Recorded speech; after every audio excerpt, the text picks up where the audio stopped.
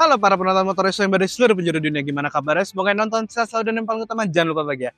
Dan di sebelah kanan gue sudah ada Suzuki Fronx. Ini variannya hybrid. Kita akan bahas tipis-tipis gimana kerennya Suzuki Fronx ini. So, ikutin terus videonya. Oke, pertama-tama kita lihat desain eksterior dari Suzuki Fronx hybrid ini. Terutama paling bagian depannya. Ini merupakan desain Suzuki yang menurut saya ya, ini paling keren dan mungkin kalau teman-teman melihat ini dari jauh somehow desain ini cukup orang akan mengenal dari jauh pun wah ini Suzuki banget ini. Dengan di sini ada banyak lubang grill untuk radiator dan di sini ini buat teman-teman yang nanya ini apa, ini tuh adalah ADAS Suzuki, yaitu Suzuki Safety Support atau Triple S. Jadi ADAS ini di mobil Suzuki Fronx ini ada sekitar 12. Nanti apa aja ya nanti kita akan bahas dikit-dikit lah. Dan sekarang kita akan buka mesinnya terlebih dahulu. Sebentar, saya akan buka mesinnya terlebih dahulu. Oke, ini dia kita sekarang bahas mesin tentang Suzuki Fronx ini. Dia ini menggunakan mesin K15 sama seperti R3 dan bisa dilihat ini mukanya hampir 90 derajat, cukup tinggi berbeda dari mobil-mobil lainnya. Jadi agak kaget aja kenapa dia bisa ngebukanya setinggi ini dan kita akan tutup lagi nih. Sekarang kita ke urusan pervelakan terlebih dahulu. Suzuki Fronx ini menggunakan velg ukuran ring 16 dengan pengereman depan itu cakram dan belakangnya tromol. Dan untuk suspensi dari Suzuki Fronx ini mereka menggunakan suspensi McPherson dan torsi beam. Oke, sekarang kita ke bagian belakang dulu dari Suzuki Fronx ini. Dan bagi teman-teman yang bertanya dia ini hybrid apa, dia ini mild hybrid sama seperti produk Suzuki lainnya seperti Grand Vitara dan R3 hybrid. Dan di bagian ini ada roof rail. Dan tidak lupa ada antena shark fin pada bagian belakang. Dan kemudian kita ke bagian belakang dulu. Bisa dilihat bagian belakangnya ini somehow kalau dari jauh ya. Kalau dari jauh melihatnya ini kayak keren banget, mobil yang cocok dipakai di perkotaan. Dan tidak lupa ada tulisan Fronx di sebelah kiri dan tulisan hybrid di sebelah kanan dan menandakan bahwa ini mobil hybridnya Suzuki. Dan bagasinya, teman-teman kalau bingung nyari bagasi, buka bagasinya, bukan di sini, ada di bawah sini.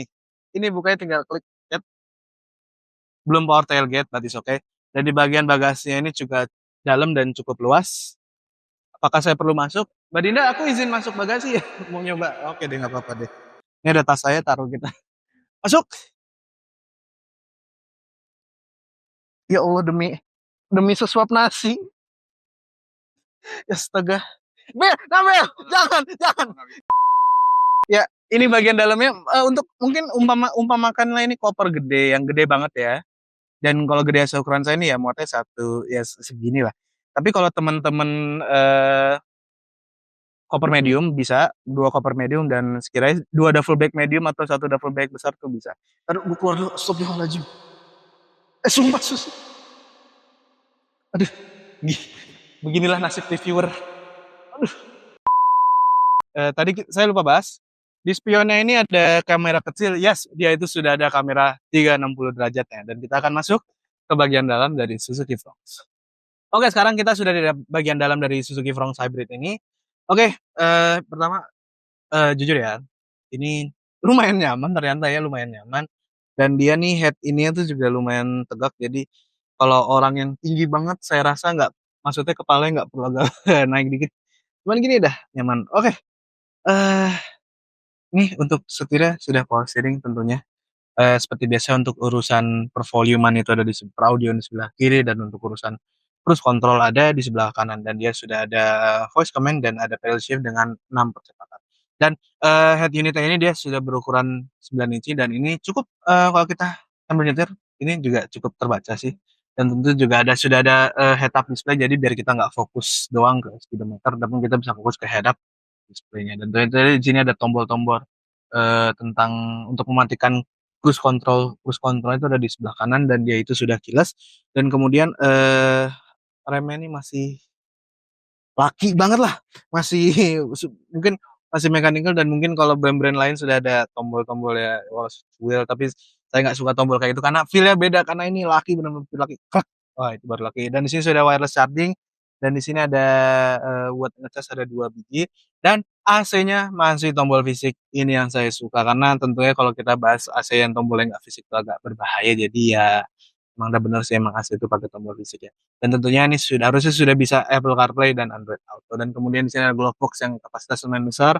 Dan di sini juga ada konsol tengah untuk menaruh mungkin e-money, dompet segala macam ya, tapi untuk barang-barang besar tuh nggak bisa. Namun kalau ini agak sempit jadi ya agak gelut-gelut dikit lah di sini lah buat urusan armrest. Dan untuk urusan mengemudi sini so far sih nyaman sih. Speedometernya juga masih konvensional tapi entah kenapa ini masih keren aja speedometernya. Well, ini dia dan tentunya ini fabric ya. Untuk warna interior sih ada nih kayak coklat-coklat kemerahan, ada kan kayak kesan mewah dan elegan. Dan di sini walau plastik, tapi oke. Di sini juga plastik oke, namun di handle door ini ada kulit, bener kulit loh guys. Dan pengaturan joknya masih digenjot ya, masih ini berarti oke. Masih dipompa tapi nggak apa-apa. Daripada kalau pakai listrik nanti error kenapa-napa malah nggak bisa ini ya. Konvensional sih always inilah maju mundur bisa. Saya sih suka ngaturan kayak gini ya lebih nggak tahu tapi feelnya lebih asik aja dan lebih cepet ya dibandingkan kalau kita elektrik harus sama lama pencet dan naiknya lama kalau kalau konvensional kan grek gitu doang masukan kayak gitu doang jadi lebih saya menurut lebih perform menggunakan konvensional. Ini bagian depan dari Suzuki Fronx ya tadi dengan segudang fitur yang sudah saya sebutkan dia ada apa aja di dalamnya. Tadi itu ada saya itu ada 12 saya lupa menyebutkan dan mungkin saya nggak akan nyebutkan semuanya nanti teman-teman bisa baca sendiri salah satunya itu ada head-up display, adaptive cruise control, lane keeping assist, blind spot monitoring, kamera 360, kamera mundur. Well, ya nanti bisa ditampilkan lah, nanti teman-teman bisa baca sendiri. Dan kita akan ke bagian belakang dulu, guys. Nah, di bagian belakang sendiri, tadi kalau saya tidak salah, tadi saya sudah buat video TikTok ya, di mana saya menunjukkan bahwa orang sebesar saya aja headroom-nya itu masih lumayan bisa nih. Ini kursi, walau headroom-nya agak hampir mentok ya, mungkin orangnya agak tinggi sih nggak cocok duduk di belakang. Oke, sama seperti jok depan desainnya nih ada warna-warna merah kecoklatan. Di sini ada buat naruh barang juga misalkan buat naruh iPad kita cek nih 11 inci. Oh nggak muat tapi buat oke buat nyimpen di situ.